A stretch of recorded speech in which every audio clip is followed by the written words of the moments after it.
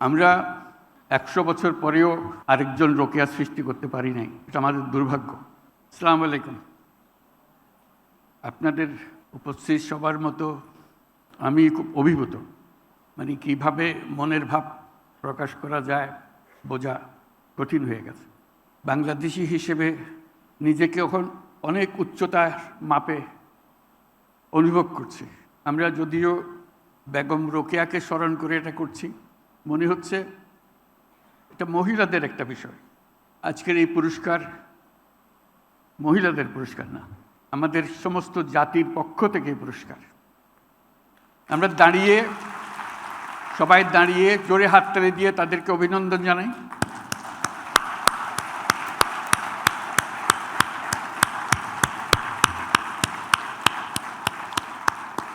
ধন্যবাদ। সারা জাতি এই অভিনন্দনে শরীক হবে। আমরা যে মহিয়সী নারীর কথা স্মরণ করে আজকে অনুষ্ঠানটির আয়োজন করা হয়েছে, সেই মহিয়সী নারীর আত্মা আজকে শান্তি পাবে। তিনি যে কল্পনা করেছিলেন, তার ইমাজিনেশনে তিনি যেই সমাজ চিন্তা করেছিলেন, আজকে যারা পুরস্কার পেল তারা সেই সমাজ নির্মাণের পাথেও আমাদেরকে দিচ্ছে। আমরা সারা জাতি তাদের উদাহরণ থেকে, তাদের পথ চলা থেকে শিক্ষা পাই, এবং যে আদর্শে বেগম রোকেয়া আমাদেরকে নিয়ে যেতে চাচ্ছিলেন অতি চমৎকারভাবে তুলে ধরেছিলেন তার বক্তব্যে, তার লেখায়। আজকে যে চারজন পুরস্কার পেলেন, যারা রোকেয়ার সেই পথে আমাদের জাতিকে তুলে দিল, এগিয়ে দিল। আমরা ভাগ্যবান, আমরা ভাগ্যবতী। আমরা ১০০ বছর পরেও আরেকজন রোকেয়া সৃষ্টি করতে পারি নাই, এটা আমাদের দুর্ভাগ্য। তিনি যেসব দিক নির্দেশনা দিয়ে গেছেন, যেসব স্বপ্ন দেখিয়ে গেছেন, সেই স্বপ্নকে আমরা আমলে আনতে পারি নাই। কথা বলেছি, অগ্রসর হতে পারি না। আজকে তার জন্ম উপলক্ষে যে আয়োজন, সেটা শুধু তাকে স্মরণ করার জন্য না, আমাদের ব্যর্থতাগুলো খুঁজে বার করার জন্য। কেন আমরা ব্যর্থ হলাম, কেন এই ১০০ বছরেও আরও বেগম রোকেয়া আসলো না আমাদের মাঝখানে, যে আমাদেরকে পথ দেখাতো, এগিয়ে নিয়ে যেত, ধাক্কা দিত, মনে করিয়ে দিত কোন পথে আমাদের যাওয়া দরকার। ১০০ বছর পরে কি হলো, কত অগ্রসর হলাম। ১৯৭৪ সনে বিরাট দুর্ভিক্ষ হলো, পথে পথে মানুষ মারা গেল। আমরা নির্বাক তাকিয়ে দেখলাম, কিছুই করলাম না। তাদের মধ্যে বহু মহিলার মৃতদেহ, তার সন্তানের মৃতদেহ, কারো হিসেবে ১৫ লক্ষ মানুষ ওই দুর্ভিক্ষে মারা গিয়েছিল। আমরা চিলমারির কথা শুনি, আমরা মঙ্গার কথা শুনি পত্রিকার সংবাদের মতো একবার পরে এগিয়ে যাই। কি হলো তাদের, যারা প্রতি বছর মঙ্গার শিকার হয়, অনাহারে থাকে, তার জন্য আমাদের করণীয় কী আমরা হিসাব করিনি। এই যে দুর্ভিক্ষ হলো, এর ফলে আমরা কে কি প্রতিকার চাইলাম, সেটাও আমরা একত্র করে দেখিনি। তার ধাক্কা চট্টগ্রামেও পৌঁছেছিল। চট্টগ্রামে যদিও দুর্ভিক্ষ হয়নি, ওই ধাক্কাটা পৌঁছেছিল। সারা দেশের ধাক্কা সেখান থেকে আমরা অনুভব করেছি। তখন আমি চট্টগ্রাম বিশ্ববিদ্যালয়ের শিক্ষক, অর্থনীতি বিভাগে। আমরা ধাক্কাটাকে এইভাবে নিতে চেয়েছিলাম, এই বিশ্ববিদ্যালয়ের যদি কোনো অর্থ থাকে, তাহলে পাশের যে গ্রাম, সেই গ্রামের উপরেও তো একটা ছাপ থাকতে হবে বিশ্ববিদ্যালয়ের অস্তিত্ব নিয়ে। না হলে কিসের এই বিশ্ববিদ্যালয়, কিসের এই জ্ঞান, যার ছোঁয়া পাশের গ্রামে লাগে না। তখন ছাত্রদের নিয়ে ভাবলাম, ছাত্র এবং ছাত্রীদের নিয়ে ভাবলাম, আমরা এই জোবরা গ্রামকে চিরদিনের জন্য দুর্ভিক্ষ থেকে মুক্ত রাখব। এখানে যেন কোনো অবস্থাতেই দুর্ভিক্ষ ঢুকতে না পারে। সবাই খুশি, সবাই এক পায়ে প্রস্তুত করতে উৎসাহ সহকারে। সেই ছিল আমাদের যাত্রা। শুধু আমরা সারা দেশের কিছু করতে পারবো না, সেই ক্ষমতা আমাদের নেই, কিন্তু আমাদের পাশে একটা গ্রাম আছে, সেটার জন্য আমরা কিছু করতে পারি এবং নিশ্চিত করতে পারি। শুধু করতে পারি না, নিশ্চিত করতে পারি। দুর্ভিক্ষে আঘাতটা কার কাছে প্রথম আসে? মেয়েদের উপরে, শিশুদের উপরে। আমরা চেষ্টা করলাম তাদের সঙ্গে কথাবার্তা বলার জন্য। মেয়েরা আমার সঙ্গে দেখা করবেই না, কিছুতেই না, আমি পুরুষ মানুষ। মেয়েরা গেল, তাদের সঙ্গে কথা বলল, বোঝালো কি করা যায়। সেইটার থেকে এই ঋণ কর্মসূচি শুরু হলো, যেটা পরবর্তী তার বড় আকার ধারণ করলো। এটাও সোজা ছিল না। সে যে টাকার কথা বলছি, সে টাকার ভয়ে মেয়েরা অস্থির, যে হাত দেবে না টাকাতে, এটা আমাদের কাজ না। আমি কোনোদিন স্পর্শ করি নাই টাকা, এই হলো তাদের পজিশন। তা আমি মেয়েদেরকে বললাম, কয়েকটা টাকা সঙ্গে নিয়ে যেও, একটু হাতে লাগিয়ে দিও, স্পর্শ তো করলেন, এখন হলো। ওইভাবে শুরু হয়েছিল। তাদেরকে টাকার ছোঁয়া, একটু ছোঁয়া লাগানো, থ্রিলটা অনুভব করা যে আমি টাকা ছুঁয়েছি।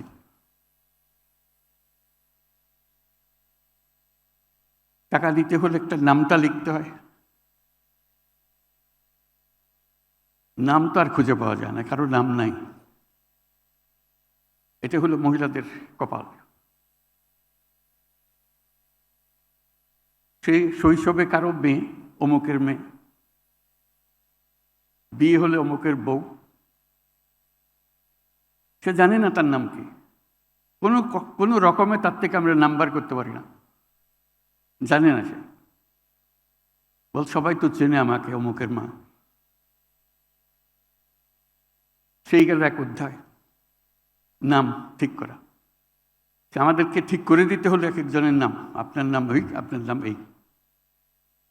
তাতে আমাদের কাগজপত্র তৈরি করার জন্য, আর কিছুর জন্য না।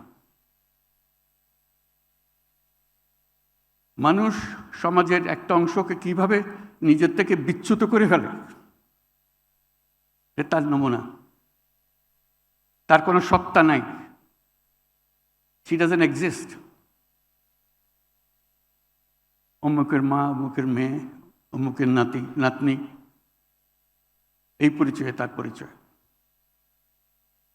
নাম তো দিলাম, বললাম না নামটা লিখতে শিখতে হবে। কোনোদিন হাতে কলম ধরে নাই।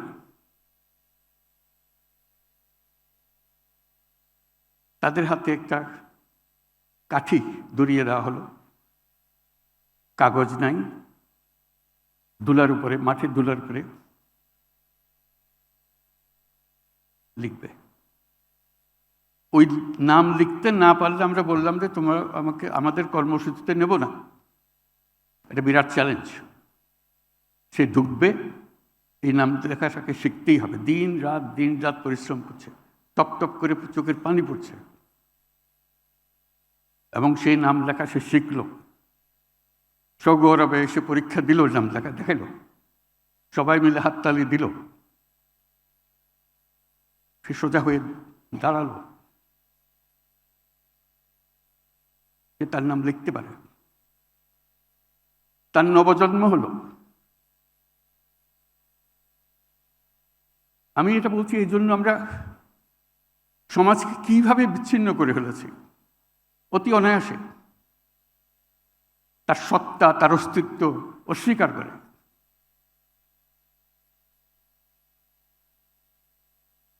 তার জন্য নানা রকমের অসুখ বিসুখের প্রশ্ন উঠল। একটা হলো ডায়রিয়া, তখন সারা দেশে ডায়রিয়ার প্রকোপ। তাকে স্যালাইন বানানো শেখানো হলো। সে সগৌরবে খোঁজ করে কার বাড়িতে কোথায় ডায়রিয়া হচ্ছে, কারণ সে এখন ডাক্তার, ডায়রিয়ার চিকিৎসা করতে পারে।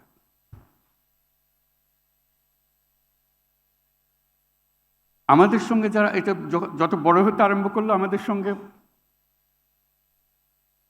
আরো অনেক ছেলে মেয়ে যোগ দিতে আরম্ভ করলো, যাতে করে তারা ওই কাজে শরিক হতে পারে। তাদের প্রথম কাজ হলো, যারা এরকম আগ্রহী মহিলা আছে, সে যেই বয়সেরই হোক, তার জীবনী লিখতে হবে। যে তার নাম জানে না, তার জীবনীও জানে না, কখন তার জন্ম হয়েছিল সেটাও জানে না, বয়স কত সেটাও জানে না।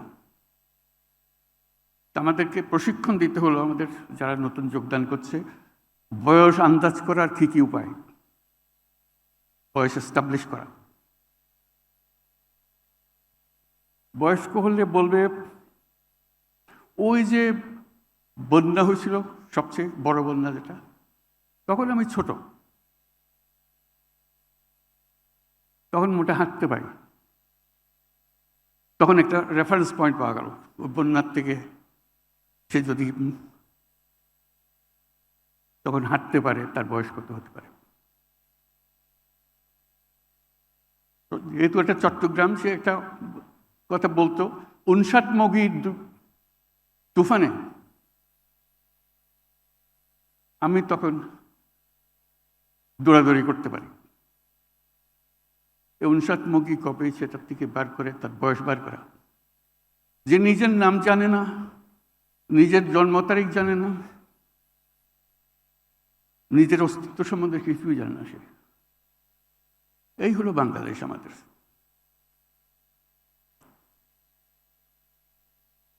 এটা ছিল 70-এর মাঝামাঝি, 80 সালের ঘটনা যখন এটা হচ্ছে। তার থেকে অনেক দূর পার হয়ে গেছে। গ্রামীণ ব্যাংক হয়েছে, তাদের আর্থিক উন্নতি হয়েছে, ছেলে মেয়ের লেখাপড়া বাধ্যতামূলক ছিল। গ্রামীণ ব্যাংকের একটা একেবারে নির্দিষ্ট করা ছিল, যৌতুক নেব না, যৌতুক দেব না। মহিলাকে সর্বনাশ করে দেওয়ার আরেকটা বড় উপায় যৌতুক। তখন যৌতুক ছাড়া কোনো বিয়ে হবে না, সে মুসলমানের মেয়ে হোক, হিন্দুর মেয়ে হোক, যৌতুক ছাড়া বিয়ে হবে না। আমরা নিয়ম করলাম, যে যৌতুক দেবে সে গ্রামীণ ব্যাংকে থাকতে পারবে না, গ্রামীণ ব্যাংকে বের হয়ে তাকে যৌতুক দিতে হবে। এটার থেকে বহু রকমের কর্মসূচি শুরু হলো। কারণ গ্রামীণ ব্যাংকের বাইরে কাউকে যদি তার মেয়ের বিয়ে দিতে হয়, যৌতুক তাকে অবশ্যই দিতে হবে, নাহলে মেয়ের বিয়ে হবে না। তখন ঠিক হলো যে গ্রামীণ ব্যাংকের ভেতরে বিয়ে দিতে হবে, কারণ তার যৌতুক নেয় না, তারা যৌতুক দেবে না। ঘটকালির কাজ শুরু হলো গ্রামীণ ব্যাংকের, কোন পাড়াতে কোথায় মেয়ে আছে বিয়ে করার জন্য বা ছেলে আছে বিয়ে দেওয়ার জন্য। আমি এগুলো বলছি এজন্য, এটা 100 বছর পরের ঘটনা। 100 বছরে আমাদের কিছু হয়নি, নিচের দিকে নেমেছে। রোকেয়ার স্বপ্ন দেখেছে, সাংঘাতিক রকমের স্বপ্ন। এরকম স্বপ্ন মানুষ দেখতে পারে যে আমলে, যে পরিসরে, সেটা বিশ্বাস করা যায়। আজকে মনে হয় যে হ্যাঁ, এটা তো সুন্দর কথা বলছে। সুন্দর কথা না, বিপ্লবী কথা।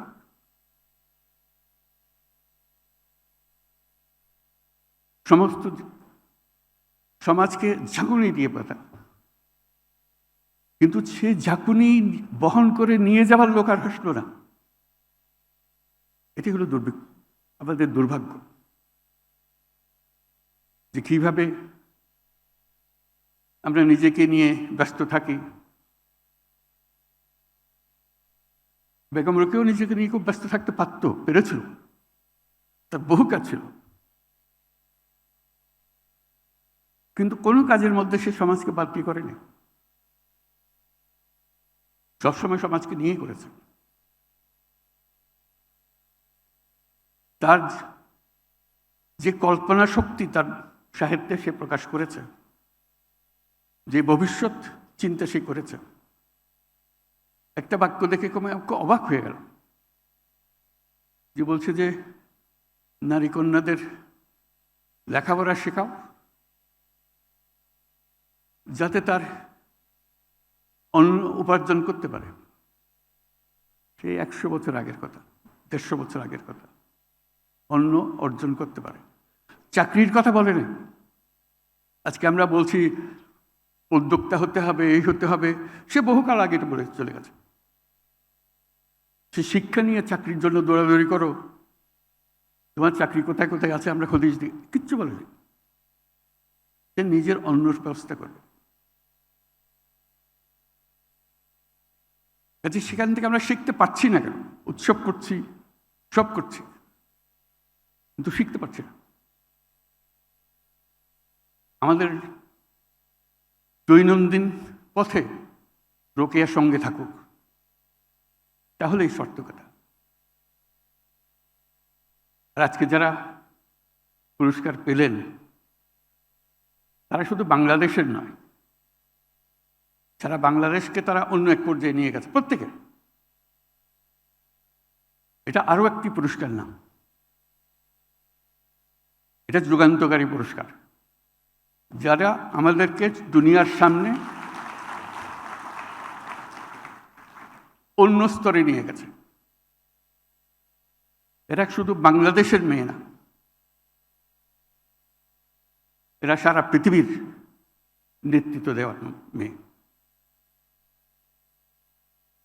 কাজে তাদেরকে যে আজকে আমরা পেয়েছি এই ছোট অনুষ্ঠানে সম্মান দেখানোর জন্য, এটা তার প্রথম ধাপ। তারা সারা বাংলাদেশকে পাল্টে দিচ্ছে। আজকে যে অনুষ্ঠানটা হলো, এটার কথা যখন পত্রপত্রিকা ছাপা হবে, পড়বে, প্রত্যেক মেয়ে চিন্তা করবে, কিরে বাবা, আমরা কোথায়? আমরা কেন হতে পারছি না এরকম? তাদের স্ট্যান্ডিং, তাদের বক্তব্য, তাদের ফিলসফি, এটা শুধু বাংলাদেশ প্রেক্ষিতে না, এটা বিশ্ব প্রেক্ষিতে। এদের প্রত্যেককে সারা দুনিয়া সম্মান করে। আমরা প্রথম তাদের সম্মান দেখালাম, তাদেরকে ডেকে এটা পুরস্কার দেওয়ার জন্য। আজকের যে নারী সমাজ, গণ অভ্যুত্থান পরবর্তী নারী সমাজ, সেটা ভিন্ন নারী সমাজ, নতুন বাংলাদেশ গড়ার নারী সমাজ। এদের মাধ্যমেই এই নতুন বাংলাদেশের যাত্রা শুরু। তারা শুধু নারীদের নয়, সবাইকে উজ্জীবিত করবে। সেই জন্য তাদেরকে উঁচু করে ধরে রাখা আমাদের জন্য এত দরকার। বেগম রোকেয়ার মতো যেন না হয়, সুন্দর লিখে গেছেন, আমরা পড়েছি, ভালো লেগেছে, কিস্সা খতম। ঝাঁকুনি দিতে হবে। এটা কোথাও এক জায়গা থেকে আসবে না, প্রত্যেক জায়গায় জায়গায়। কাজে সেই উত্তেজনা, সেই চেতনা নিয়ে আমাদের নতুন বাংলাদেশ গড়ে উঠুক। তাদেরকে সামনে রেখে তারা যে পথ আমাদেরকে দেখালো, দুনিয়ার সামনে উঁচিয়ে ধরল, সেই পথ আমরা দ্রুত যেন নিয়ে যাই। এর মধ্যে অনেক পরিবর্তন হয়েছে। আমি একটা পরিবর্তনের কথা বলি। আমরা যখন বিশ্ববিদ্যালয়ে পড়ি, অনেকের সেই অভিজ্ঞতা আছে, আমরা যখন বিশ্ববিদ্যালয়ে পড়ি, ইকোনমিক্স অনার্সে অনেক ছেলে ছিল, 4 জন মেয়ে ছিল। প্রায় বিভাগে তাই, কোনো বিভাগে কোনো মেয়ে ছিল না।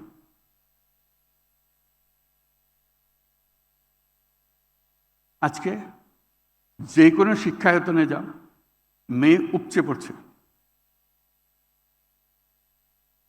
এদিন ঢাকা বিশ্ববিদ্যালয়ের খবর নিলাম, এখন অর্ধেক অর্ধেক অর্ধেক ছেলে, অর্ধেক মেয়ে। আমি শুধু জিজ্ঞেস করলাম, মেয়েদের হল কয়টা? বলে 5টা। আর ছেলেদের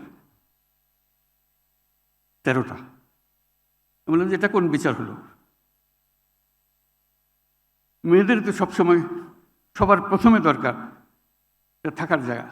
ছেলেরা তো যেখানে সেখানে সময় কাটাতে পারে, মেয়েরা তো পারছে না, পারবে না। ওই হলো অবস্থা, আমাদের চিন্তার অবস্থা। কাজে আমাদেরকে স্পেস ছেড়ে দিতে হবে। মেয়েরা এসছে, তারা যার জায়গায় দখল করবে, নেতৃত্ব দেবে, সেটা অলরেডি গণ অভ্যুত্থানে দেখিয়েছে। আজকে আমাদের সামনে যারা বসে আছে, তারা আমাদেরকে বের করে আনবে। বেগম রোকেয়া যে ডাক দিয়েছিল, সেই ডাক 100 বছর পরে হলেও এখানে যেন শোনা যায়। আমরা যেন এটা করতে পারি। ওই যে বললাম যে প্রত্যেকের জীবনী লিখতে হতো, এটা কঠিন কাজ। এক মহিলা যার লিখতেও পারে না, পড়তেও পারে না, নিজের নামও জানে না, তার জীবনী লেখা, তাকে স্মরণ করে ঘন্টার পর ঘন্টা তার সঙ্গে কাটাতে হয়, দিনের পর দিন তাকে কাটাতে হয়। কারণ আমরা নির্দিষ্ট করে যে এই সমস্ত তথ্য তোমাকে জোগাড় করতে হবে, তাকে বহুজনের সঙ্গে আলাপ করে সে জোগাড়। তো যেহেতু আমাদের সংখ্যা বাড়ছে, মেয়ের সংখ্যা বাড়ছে, হাজারে হাজারে হচ্ছে, আমাদের আত্মজীবনী সংখ্যা বাড়ছে। মানে এগুলো এত পিয়ার্সিং জীবনী, শুনলে মনে হয় সমাজকে চিনতে হলে তো এদের কাহিনী বুঝতে হবে, এদের পুরো জীবনী শুনতে হবে। আমি বললাম এক কাজ করে এখান থেকে বাছাই করে কয়টা নাও, একটা বই করে দিই, অন্যরা পড়ার সুযোগ পায়। কিন্তু আমরা পড়ছি শুধু, আমাদের স্তূপ হয়ে যাচ্ছে। তো সেটা করলাম, বইয়ের নাম দিলাম বেলতল গ্রামের জরিমান। কেউ হয়তো পড়ে থাকবে, না পড়ে থাকলে জোগাড় করে নিও। বহু বছর আগের মেয়েরা, গ্রামের মেয়েরা কীভাবে তাদের জীবন কাটিয়েছে তার কাহিনী। এটা তার কোনো কারুকার্য নাই, শুধু সে যা বলেছে সেটাকে লিপিবদ্ধ করা। পরে অনেকে বললো তো ইংরেজিতে ট্রান্সলেট করা দরকার, পরে ট্রান্সলেশনে হলো। আর এই বই, ওই কাহিনীগুলো যারা লিখেছিল, যারা গ্রামীণ ব্যাংকে যোগদান করেছিল, তাদের অনেকে পরবর্তীকালে অনেক উঁচু দরের পেশায় নিযুক্ত হয়েছে। যেমন এই বেলতল গ্রামের জরিমানের লেখার এক একজন হয়তো এখানে আজকে উপস্থিত আছে, তারা সরকারের অতি উচ্চ পদে আসীন করে আছে এরকম। কিন্তু ওই স্মৃতি তার নিশ্চয় থাকবে যে যার সঙ্গে আমার পরিচয় হয়েছিল, যার জীবনে আমি লিখেছিলাম, তার কাহিনী। এটা একটা বড় জ্ঞান লাভ যে করা। আজকে এদের উসিলায় আমরা যেন আবার নিজের দিকে তাকাতে পারি, আমরা কোথায় আছি। বেগম রোকেয়া যদি স্বপ্ন দেখতে পারে, আমরাও তো পারি স্বপ্ন দেখতে, অসুবিধা কি? দেখি না একবার বেগম রোকেয়া কদ্দুর এগিয়ে দিয়ে গেছে, আমরা অনেক দূর নিয়ে যাব। আর কিছু করতে না পারি, স্বপ্নটা তো দেখতে পারি। বেগম রোকেয়া তাই করেছে, স্বপ্ন দেখে গেছে। বেশি কাজ করতে পারিনি, স্কুল করেছে ঠিক আছে, কিন্তু আমরা অনেক কাজ করতে গেছি। আজকে টেকনোলজির যুগে পারা যায় না এমন কোনো কাজ নেই, শুধু মন ঠিক করা। তাদেরকে উপলক্ষ আজকে যারা এখান থেকে সবার উপস্থিতিতে জাতির পক্ষ থেকে পুরস্কার নিল, তাদেরকে আবার আমরা জোরে হাততালি দিয়ে অভিনন্দন জানিয়ে এটা শেষ করি। সবাইকে ধন্যবাদ।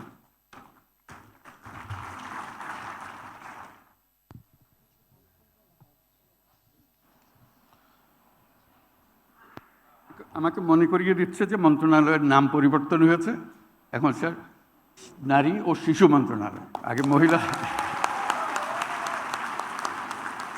কিন্তু সঙ্গে সঙ্গে পয়েন্ট আউট করে দেবো, এখনো কিন্তু তোমাদের লেখায় আগের নাম রয়ে গেছে, ওটা সংশোধন করে দেবো।